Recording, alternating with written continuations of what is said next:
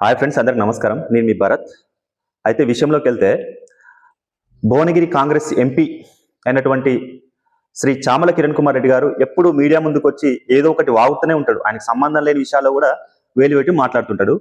అందులో భాగంగానే నిన్న కూడా ఒక ప్రెస్ మీట్ పెట్టి ఏదో మాట్లాడుతున్నాడు గ్రూప్ వన్ సంబంధించి కేటీఆర్ అసత్య ప్రచారాలు చేస్తున్నాడు, నిరుద్యోగుల్ని రెచ్చగొడుతున్నాడు. గ్రూప్ వన్ అభ్యర్థుల యొక్క తల్లిదండ్రులు వచ్చి కేటీఆర్ని చెప్పులతో కొట్టాలని ఆయన మాట్లాడుతున్నాడు. ఎవరు కొట్టాలి ఎంపీ గారు? నేను అడుగుతున్నా, ఎవరు కొట్టాలి?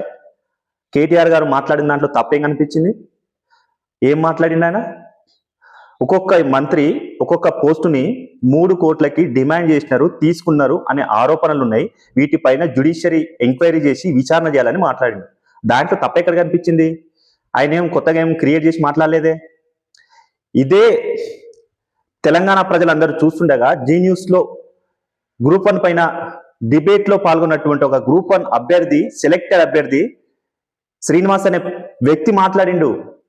నేను ఒక మంత్రి దగ్గరికి వెళ్తే ఒక డిప్యూటీ కలెక్టర్ పోస్ట్కి 3 కోట్ల రూపాయలు డిమాండ్ చేసిండు.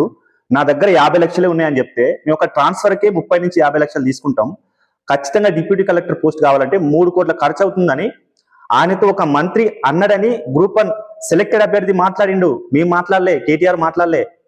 ఇదే కాకుండా ఈ రోజు ఈ కాంగ్రెస్ ప్రభుత్వం అధికారంలోకి రావడానికి కారణమైన నిరుద్యోగుల పక్షాన నిరంతరం కొట్లాడే అశోక్ సార్ కూడా ఇదే అంశం పైన ఆరోపణలు చేసిండు. ఒక్కొక్క మంత్రి 3 కోట్ల రూపాయలు విద్యార్థుల దగ్గర వసూలు చేసిరని.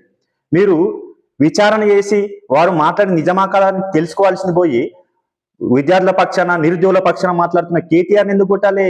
చామల కిరణ్ కుమార్ రెడ్డి గారు నేను అడుగుతున్నా. గ్రూప్ 1లో అవకతవకలు జరిగినందుకు చెప్తుని కొట్టాలనా?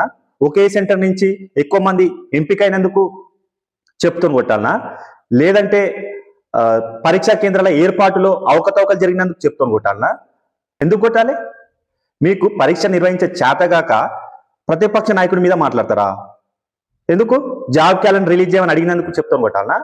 యూత్ డిక్లరేషన్ ఏమైంది అని అడిగినందుకు చెప్తాను కొట్టాలనా? నిరుద్యోగులకు ఇచ్చిన హామీలు అమలు చేయమని అన్నందుకు కొట్టాలనా?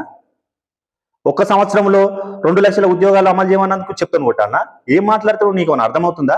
తెలంగాణలో అసలు ఏం జరుగుతుందో నువ్వు చూస్తున్నావు? అసలు ఒక్కొక్కరు ఉద్యోగాలు దొరక్క, నోటిఫికేషన్ రాక రోడ్ల మీద తిరుగుతున్నారు. వారి గురించి ఏం మాట్లాడు. ఏమైనా ప్రతి అంశం మీద ముందుకు వచ్చి మాట్లాడడం తప్ప మీకేం చేత కాదు. గ్రూప్ 1 రద్దు మీ వైఫల్యం కాదా? దాన్ని ఎందుకు సమర్థించుకుంటున్నారు? దయచేసి చామల కిరణ్ కుమార్ రెడ్డి గారు నేను ఒకటే చెప్తున్నా, బీఆర్ఎస్ ప్రభుత్వం గురించి